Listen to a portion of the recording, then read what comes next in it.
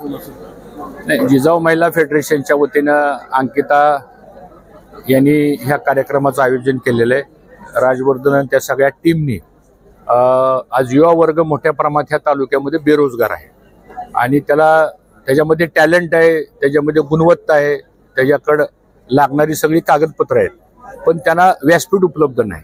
म्हणून हा job fair किंवा नोकरी महोत्सवचा कार्यक्रम आपण आयोजित केलाय। आतापर्यंत 1250च्या आसपास ऑनलाईन रजिस्ट्रेशन झालेलं आहे आणि दिवसभरामध्ये कदाचित अजून 1000 पेक्षा अधिक रजिस्ट्रेशन होतील। इतर साधारणतः 77 कंपन्या ज्या रिप्युटेड कंपन्या आहेत ते आलेले आहेत। त्यांचे HR किंवा त्यांचे चीफ ऑफिसर किंवा त्यांचे ॲडमिनिस्ट्रेटिव्ह ऑफिसर्स आज दिवसभर इथे येतील आणि मला विश्वास आहे की आलेल्या जास्तीत जास्त मुलांना या जॉब फेअरच्या माध्यमातून नोकरी मिळेल आणि शेवटचा मुलाचं समाधान होईपर्यंत हा जॉब फेअर आमचा आज चालू राहणार आहे।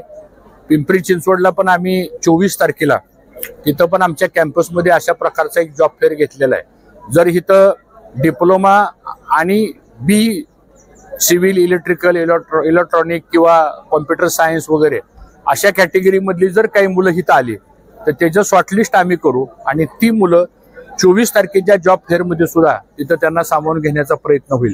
मला असं वाटतं या जॉब फेअरच्या माध्यमातून खूप मोठ्या प्रमाणामध्ये रोजगार उपलब्ध करून देण्याचं काम आपण करू आणि त्याला या तालुक्यातल्या युवकांनी प्रचंड प्रतिसाद दिलेला आहे।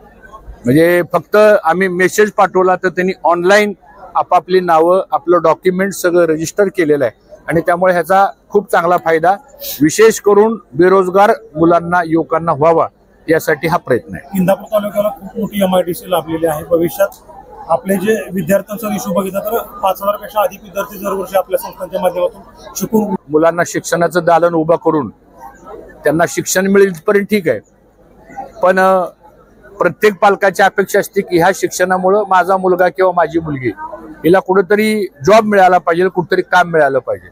दुर्दैवानं मागच्या काही काळामध्ये असे कुठलेही प्रयत्न गेल्या 5-10 वर्षामध्ये झाले नाहीत। ठीक आहे, आता का झाले नाहीत ते कारण सांगण्याची काही गरज नाही असं मला वाटतं, पण आता मात्र आपल्याला ह्या पद्धतीनं दरवर्षी असे नोकरी महोत्सव घेणं, फोरम घेणं, सरकारने सुद्धा आता 8000, 9000, 10000 रुपये अशी स्टायपेंड किंवा इंटर्नशिप योजना ही काढलेली आहे। त्याचाही फायदा आपल्या भागाच्या लोकांना झाला पाहिजे। जसं आता लाडकी बहीणची योजना आली, जेवढे होते तेवढे सगळ्या केसेस आपण तालुक्यामध्ये करायला सांगितलं। जे पात्र असतील त्याला लाभ मिळालाच पाहिजे, पण दुर्दैवानं हे होत नाही। पण आपली जबाबदारी आहे, कारण आपण लोकांच्या मध्ये कायम असतो, लोकांचा आपल्यावर एक भरोसा आहे, त्यासाठी आपण ह्या गोष्टी अतिशय नियोजनबद्ध पद्धतीने करतो।